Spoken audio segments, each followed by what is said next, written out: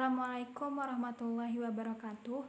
Dalam video ini saya akan menjelaskan salah satu metode yang digunakan Rasulullah dalam berdakwah, yaitu mengajarkan syariat secara bertahap, di mana metode ini juga dapat kita gunakan dalam pembelajaran matematika. Rasulullah mengajarkan syariat Islam kepada para sahabat dan umatnya dilakukan secara bertahap, di mana Rasulullah mengutamakan yang lebih penting dari yang penting, mengajarkan sedikit demi sedikit dan poin demi poin. Dalam sebuah hadis, Ibnu Majah meriwayatkan kisah dari Jundab bin Abdullah radhiyallahu anha berikut. Ketika kami memasuki usia akil balik, kami pernah tinggal bersama Rasulullah. Dari beliau, kami mempelajari iman terlebih dahulu sebelum mempelajari Al-Quran. Sehingga ketika kami mempelajari Al-Quran, bertambah-tambahlah iman kami. Yang dimaksud dengan mempelajari iman terlebih dahulu sebelum mempelajari Al-Quran yaitu mempelajari nilai-nilai yang terkandung dalam Al-Quran sebelum mempelajari bagaimana cara membaca Al-Quran. Sehingga ketika sudah mempelajari bagaimana cara membaca Al-Quran, maka secara keseluruhan sudah memahami ajaran yang terkandung di dalam Al-Quran. Dalam sebuah hadis lainnya juga dikatakan, Imam Ahmad dalam kitab Musnadnya meriwayatkan kisah dari Muhammad bin Fudail yang diterima dari Atta bin Sa'id bersumber dari Abu Abdurrahman As-Sulami Al-Mukri berikut.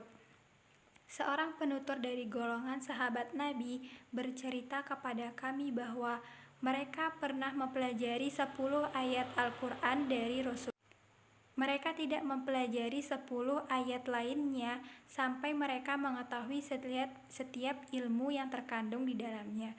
Nah, dari kedua hadis ini kita tahu bahwa Rasulullah dalam mengajarkan syariat Islam kepada para sahabat dan umatnya mengajarkannya secara bertahap, di mana hal ini dapat membantu apa yang disampaikan Rasulullah dapat lebih mudah dipahami oleh para sahabat dan umatnya.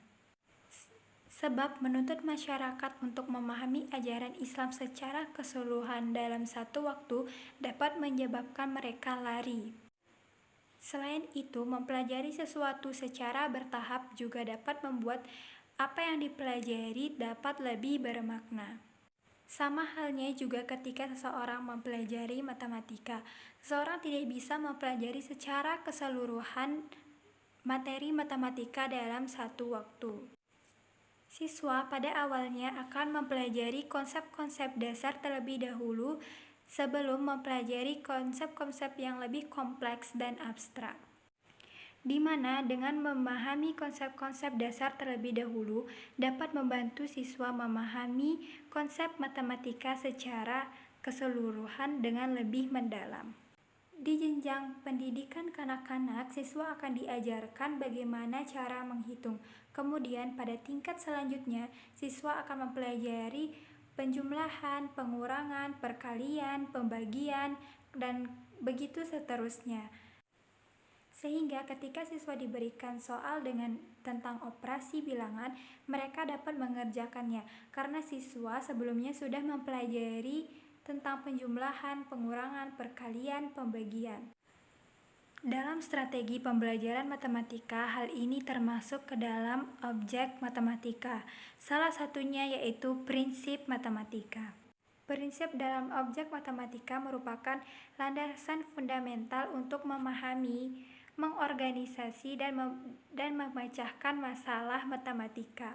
Prinsip matematika dapat berupa teorema, dalil, aksioma, dan lain sebagainya. Hukum penjumlahan dan perkalian seperti asosiatif, komutatif, kemudian prinsip induksi, prinsip kesetaraan, dan substitusi merupakan beberapa contoh dari prinsip matematika. Teorema merupakan prinsip yang telah terbukti kebenarannya berdasarkan aksioma atau teori yang sudah ada. Contoh dari teorema yaitu teorema Pythagoras, di mana teorema Pythagoras menyatakan bahwa dalam segitiga siku-siku, kuadrat panjang sisi miring sama dengan jumlah kuadrat panjang kedua sisi lainnya, yaitu A kuadrat ditambah B kuadrat sama dengan C kuadrat. Yang kedua ada aksioma.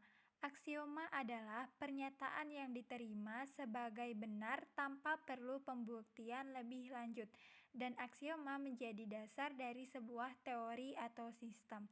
Contoh dari aksioma yaitu aksioma dalam geometri seperti aksioma Euclid tentang garis lurus. Dua titik yang berbeda pada bidang dapat disambungkan dengan tepat satu garis. Aksioma ini adalah dasar dari teori geometri Euclid.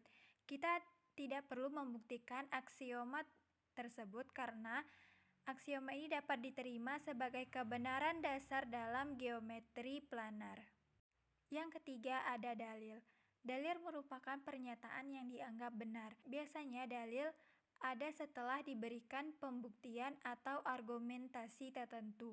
Dalil juga seringkali merupakan hasil dari teorema atau dari prinsip-prinsip yang lebih dasar. Contohnya seperti dalil aljabar yang menyatakan bahwa jika dua bilangan dijumlahkan dan hasilnya sama dengan dua bilangan lain yang juga dijumlahkan, maka kedua pasang bilangan tersebut haruslah sama.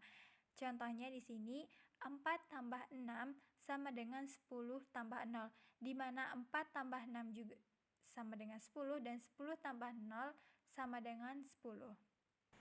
Perlu diketahui ketika mempelajari matematika tidak hanya tentang bagaimana mengetahui rumus atau menghafal rumus, akan tetapi memahami prinsip-prinsip dasar yang mendasari berbagai operasi matematika tersebut. Oleh karena itu, ketika seorang guru ingin mengajarkan suatu materi kepada siswanya, siswa tersebut harus terlebih dahulu memahami konsep dasar yang berkaitan dengan materi tersebut. Contohnya, seorang guru ingin mengajarkan tentang barisan dan deret arit matematika, maka siswa terlebih dahulu harus sudah memahami tentang bilangan dan jenis-jenisnya, operasi dasar matematika, dan pola bilangan. Sehingga ketika guru menjelaskan materi tentang barisan dan arit matematika, siswa akan lebih mudah dalam memahaminya. Dengan memahami prinsip dasar matematika, siswa tidak hanya dapat mengerjakan soal matematika yang lebih kompleks, akan tetapi siswa juga dapat mendalam pemahaman mereka tentang matematika, bagaimana elemen-elemen pada setiap matematika tersebut saling berkaitan. Dengan siswa mengetahui bagaimana setiap elemen dalam matematika saling berkaitan, siswa dapat menerapkan matematika ke dalam bidang yang lebih luas, seperti teknologi, sains, dan teknik.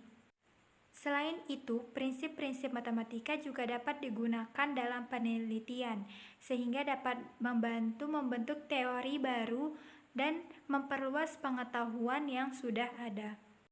Contoh penggunaan prinsip-prinsip matematika dalam teknologi yaitu penggunaan prinsip geometri dalam grafik komputer dan desain game.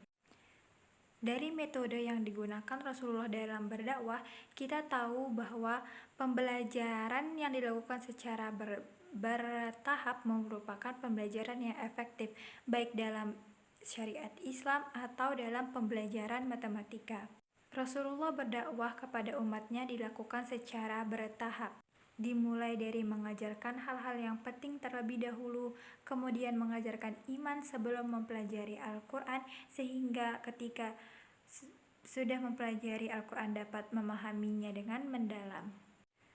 Prinsip ini juga dapat kita terapkan dalam pembelajaran matematika, di mana siswa mempelajari konsep-konsep dasar terlebih dahulu, kemudian mempelajari konsep-konsep yang lebih kompleks dan abstrak, sehingga dapat membuat apa yang dipelajari siswa dapat lebih mudah dipahami dan lebih bermakna. Metode bertahap yang diajarkan Rasulullah mengajarkan kita bahwa pemahaman yang dalam dan kesinambungan lebih penting daripada sekadar mengetahui banyak hal dalam waktu singkat. Oleh sebab itu, ketika mempelajari sesuatu, lebih baiknya kita lakukan secara bertahap agar apa yang dipelajari dapat lebih mudah dipahami dan lebih bermakna. Guru juga dalam mengajar perlu mengajarkan kepada siswa konsep-konsep yang sederhana terlebih dahulu sebelum mengajarkan konsep-konsep yang lebih abstrak, sehingga siswa dapat lebih mudah dalam memahami apa yang diajarkan.